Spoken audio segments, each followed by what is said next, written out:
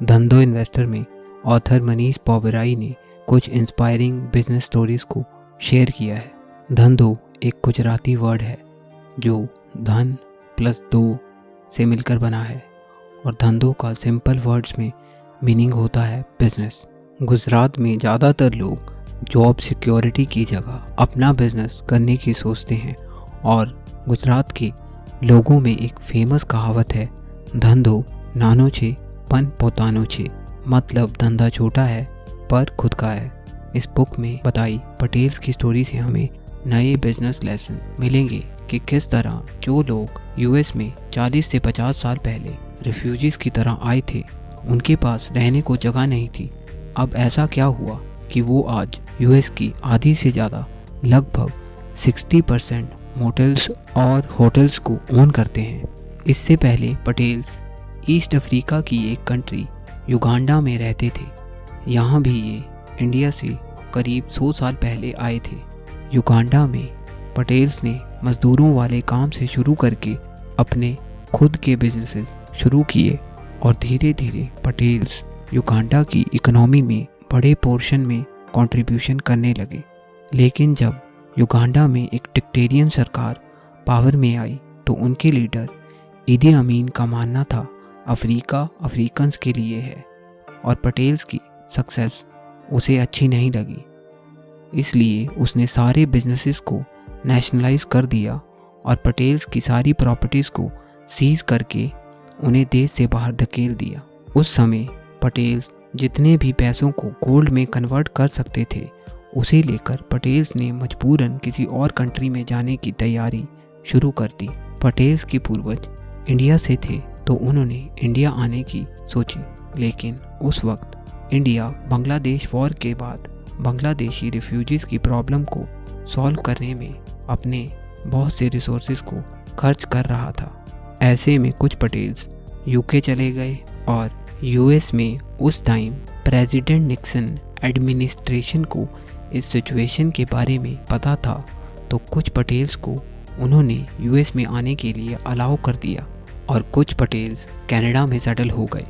पटेल्स को ढंग से इंग्लिश भी नहीं आती थी और ना ही उनके पास कोई एम्प्लॉयबल स्किल था। पटेल्स को नौकरी ही नहीं, बड़े परिवार होने के कारण भी घर ढूंढने में दिक्कत हो रही थी। उस टाइम यूएस के मोटेल ओनर्स भी दो बड़ी प्रॉब्लम से जूझ रहे थे।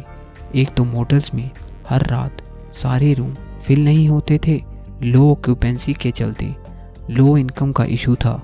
दूसरा, बिना एम्प्लॉयज़ की हेल्प के मोटेल्स को चलाना मुश्किल था और एम्प्लॉयज़ की सैलरी से मोटेल्स का खर्चा बढ़ जाता था। यही मोटेल्स की प्रॉब्लम पटेल्स के लिए अपॉर्चुनिटी की तरह थी। पटेल्स जो थोड़े बहुत पैसे युगांडा से ला पाए थे और कुछ पैसे उन्होंने बैंक से लोन लेकर 10 से 15 रूम वाले मोटेल्स को लॉन्ग टर्म लीज पर लिया।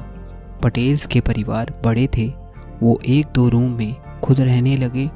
मोटेल के सारे एम्प्लॉयज़ को निकालकर पूरा परिवार मिलकर लॉन्ड्री, कुकिंग से लेकर फ्रंट डेस्क मैनेजमेंट सारा काम पूरा परिवार मिलके खुद ही कर लेता था। इसीलिए अब उनका खर्चा अपने कंपटीशन से कम था। उन्होंने अपने प्राइस को भी अपने कंपटीशन से कम करके लो ऑक्यूपेंसी का इशू सॉल्व किया। धीरे धीरे एक मोटेल को प्रॉफिटेबल बनाकर ये नए मोटेल्स और बड़े होटल्स को भी खरीदने लगे। बैंक्स भी पटेल के पिछले ट्रैक रिकॉर्ड को देखकर इन्हें लो रेट ऑफ इंटरेस्ट पे लोन देने के लिए बड़ी आसानी से तैयार हो जाते थे।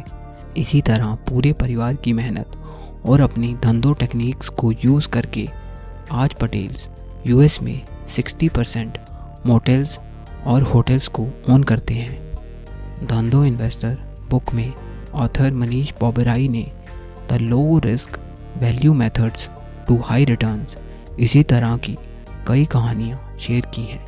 पटेल कम्युनिटी की इस स्टोरी से हम लोग ये समझ सकते हैं, अगर कोई low risk high return opportunity हमारे सामने है उसे ट्राई करने में कोई हर्ज नहीं है। इस बुक में बताई हुई सारी स्टोरीज को ऑथर ने एक लाइन में समराइज किया है, head I win, tail I don't lose much. उम्मीद करता हूँ कि आपको इस वीडियो से कुछ ना कुछ सीखने को ज़रूर मिला होगा। अगर आपको ये वीडियो अच्छी लगी है तो वीडियो को लाइक कीजिए। आने वाली वीडियोस की नोटिफिकेशन के लिए चैनल को प्लीज़ सब्सक्राइब कीजिए। आपका वैल्यूएबल टाइम देने के लिए thank you and goodbye. मिलते हैं नेक्स्ट वीडियो में।